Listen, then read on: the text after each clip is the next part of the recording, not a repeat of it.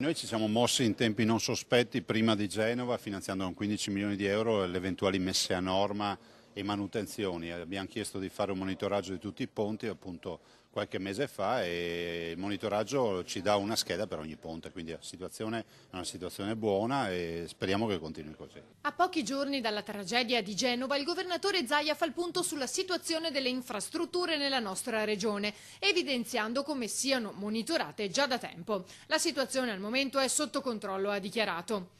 Ora, ha aggiunto, è in corso una sorta di sensibilizzazione di popolo e anche noi riceviamo foto di infrastrutture di vario genere inviate dai cittadini preoccupati.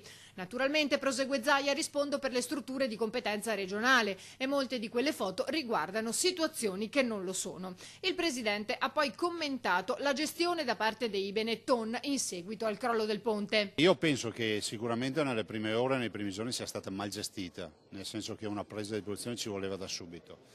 Personalmente avrei quantomeno convocato subito i vertici di tutte le società e fatto subito un punto della situazione, ma questa è una visione di operatività che non compete a me.